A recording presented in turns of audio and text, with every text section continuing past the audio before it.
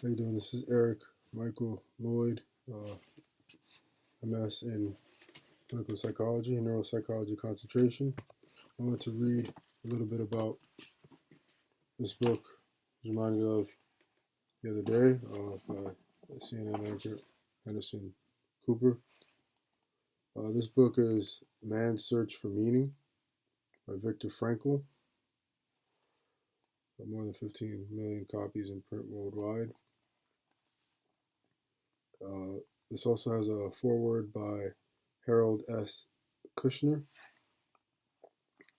I was going to skip to the part 2 here, and it says logotherapy in a nutshell. This is basically a brief section that most people ask Victor Frankl regarding logotherapy that he talks about. And for those who don't know, Victor Frankl was a survivor of the Holocaust. Stayed in a concentration camp. I've visited Germany at least 2 times, Berlin twice, and went to many of the museums there, gardens, exhibits there, palaces. A beautiful place, international city, and just a hub worldwide. I went to the German Museum, the Jewish Museum, and then one more museum as well, where you get to read up on the history to German 1, 2, and 3.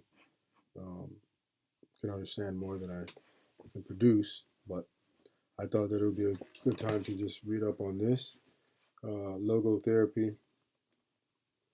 And I guess I'll be learning a little bit about this as I read along as well.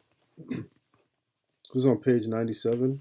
So again, this is Man's Search for Meaning, Victor E. Frankl, survivor of the Holocaust. And this book is about his time in a concentration camp. I visited many of them, or at least 1 or 2 of them, and went to the museums that discussed about them at length, of course in class, and learned a lot of cool stuff about Berlin in general. Like I'm reading the book Berlin Tales and studying the language, which is English is also a Germanic language, meaning English comes from German and other languages put together. So that's why some of the words are similar. Just learned a ton about the city, the culture, and everything about it, from Frederick Wilhelm I to Frederick Wilhelm III or IV, and on to the current mayor, to the current chancellor, Angela Merkel, and all that great stuff as well. So I'll just start reading here. It says here, Logotherapy in a nutshell, page 97. Readers of my short autobiographical story usually ask for a fuller and more direct explanation of my therapeutic doctrine. Accordingly, I added a brief section on logotherapy to the original edition, From Death Camp to Existentialism. But that was not enough, and I have been besieged by requests for a more extended treatment. Therefore, in the present edition, I have completely rewritten and considerably expanded my account. The assignment was not easy. To convey to the reader within a short space all the material which required 20 volumes in German is an almost hopeless task. I am reminded of the American doctor who once turned up in my office in Vienna and asked me, "Now, doctor, are you a psychoanalyst?" Whereupon I replied, "Not exactly a psychoanalyst. Let's say a psychotherapist." Then he continued questioning me, "What school do you stand for?" I answered, "It is my own theory. It's called logotherapy." "Can you tell me in one sentence what is meant by logotherapy?" he asked. "At least, what is the difference between psychoanalyst and Logotherapy. Yes, I said. But in the first place, can you tell me in one sentence what you think the essence of psychoanalysis is? This was his answer. During psychoanalysis, the patient must lie down on a couch and tell you things which sometimes are very disagreeable to tell. Whereupon I immediately retorted with the following improvisation. Now, in logotherapy, the patient may remain sitting erect, but he must hear things which sometimes are very disagreeable to hear. Of course, this was meant facetiously and not as a capsule version of logotherapy. However, there is something in it, inasmuch as logotherapy, in comparison with psychoanalysis, is a method less retrospective and less introspective. Logotherapy focuses rather on the future, that is to say, on the meanings to be fulfilled by the patient in his future. Logotherapy, indeed, is a meaning-centered psychotherapy. At the same time, logotherapy defocuses all the vicious circle formations and feedback mechanisms which play such a great role in the development of neurosis. Thus, the typical self-centeredness of the neurotic is broken up instead of being continually fostered and reinforced. To be sure, this kind of statement is an oversimplification. Yet in logotherapy, the patient is actually confronted with and reoriented toward the meaning of his life. And to make him aware of this meaning can contribute to his ability to overcome his neurosis.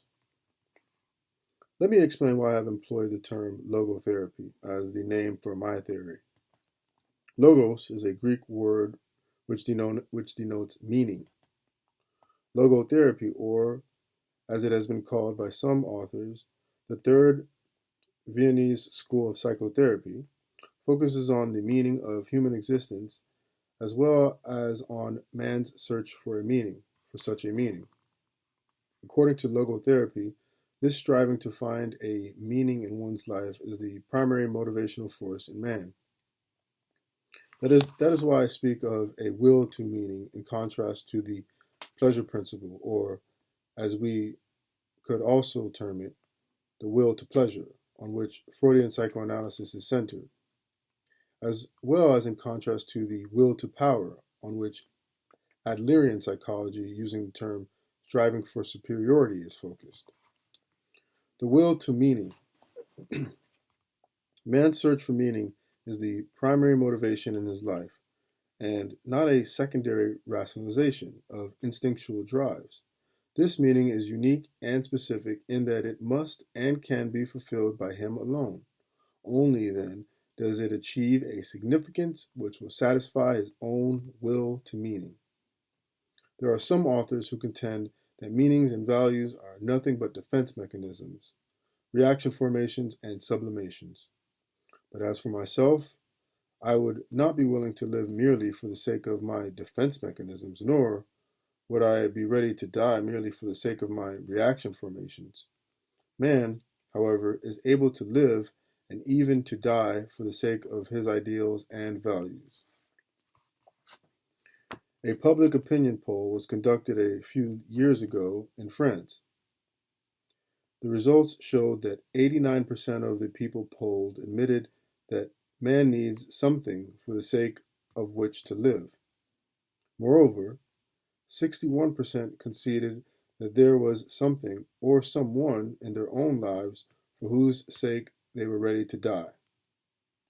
I repeated this poll at my hospital department in Vienna among the patients and the personnel, and the outcome was practically the same as among the thousands of people screened in France. The difference was only 2%.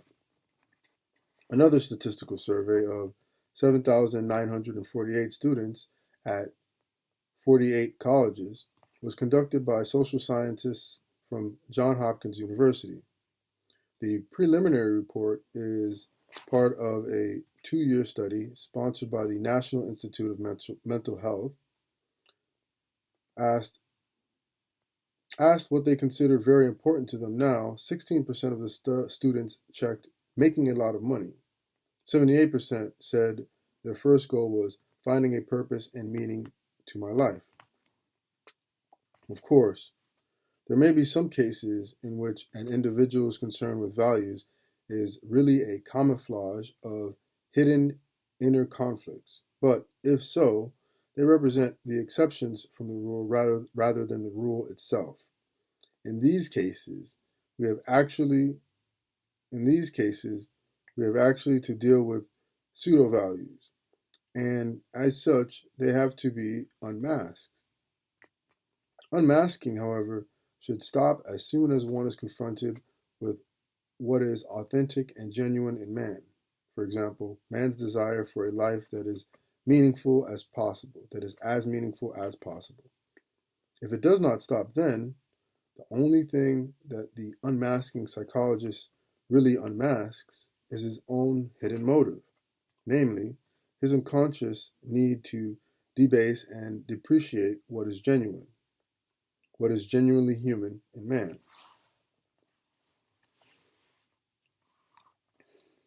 Next part talks about existential frustration.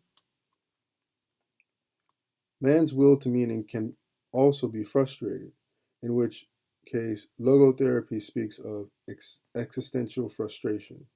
The term existential may be used in three ways to refer to: one, existence itself, for example, the specifically human mode of being; two, the meaning of existence; and three, the striving to find a concrete meaning in personal existence, that is to say, the will to meaning.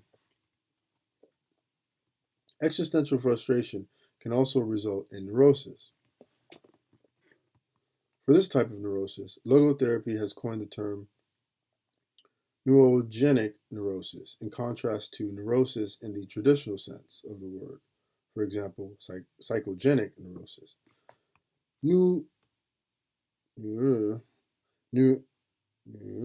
Neurogenic neurosis have their origin not only in the psychological, but rather in the neurological, from the Greek nous, meaning mind, dimension of human mind dimension of human existence. This is another logotherapeutic term, which denotes anything pertaining to the specifically human dimension.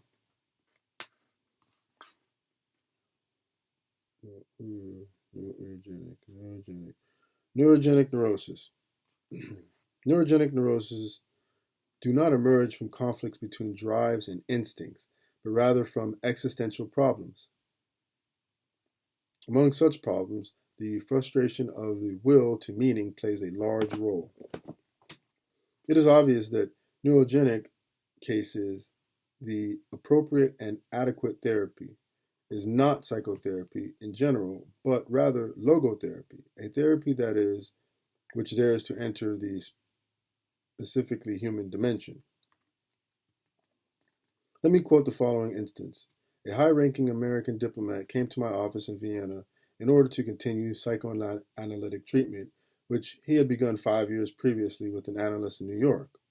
At the outset, I asked him why he thought he should be analyzed, why his analysis had been started in the first place. It turned out that the patient was discontented with his career and found it most difficult to comply with American foreign policy. His analysis, however, had told him again and again that he should try to reconcile himself with his father, because the government of the U.S., as well as his superiors, were nothing but father images, and consequently his dissatisfaction with his job was due to the hatred he unconsciously harbored toward his father. Through an analysis lasting 5 years, the patient had been prompted more and more to accept his analysis interpretations until he finally was unable to see the forest of reality for the trees of symbols and images. After a few interviews, it was clear that his will to meaning was frustrated by his vocation, and he actually longed to be engaged in some other kind of work. There was no reason for not giving up his profession and embarking on a different one. He did so with most gratifying results. He has remained contented in this new occupation for over 5 years, as he recently reported. I doubt that in this case I was dealing with a neurotic condition at all, and that is why I thought he did not need any psychotherapy, nor even logotherapy, for the simple reason that he was not actually a patient. Not every conflict is necessarily neurotic. Some amount of conflict is normal and healthy. In a similar sense, suffering is not always a pathological phenomenon. Rather than being a symptom of neurosis, suffering may well be a human achievement, especially if suffering grows out of existential frustration. I would strictly deny that one's search for meaning to his existence, or even his doubt of it, in every case is derived from or results in any disease. Existential frustration in itself, neither pathological nor pathogenic, is in itself neither pathological nor pathogenic. A man's concern, even his despair, over the worthwhileness of his life is an existential distress, but by no means a mental disease. It may well be that interpreting the first in terms of the latter motivates a doctor to bury his patient's existential despair under a heap of tranquilizing drugs. It is his task, rather, to pilot the patient through his existential crisis of growth and development. Logotherapy regards its assignment as that of assisting the patient to find meaning in his life. Inasmuch as logotherapy makes him aware of the hidden logos of his existence, it is an analytical process. To this extent, logotherapy resembles psychoanalysis. However, in logotherapy's attempt to make something conscious again, it does not restrict its activity to instinctual facts within the individual's unconscious, but also cares for existential realities, such as the potential meaning of his existence to be fulfilled, as well as his will to meaning. Any analysis, however, even when it refrains from including the neurological dimension in its therapeutic process, tries to make the patient aware of what he actually longs for in the depth of his being. Logotherapy deviates from psychoanalysis insofar as it considers man a being whose main concern consists in fulfilling a meaning, rather than in the mere gratification and satisfaction of drives and instincts, or in merely reconciling the conflicting claims of the ID, the ego, the superego, or in the mere adaptation and adjustment to society and the environment, which would be more evolutionary.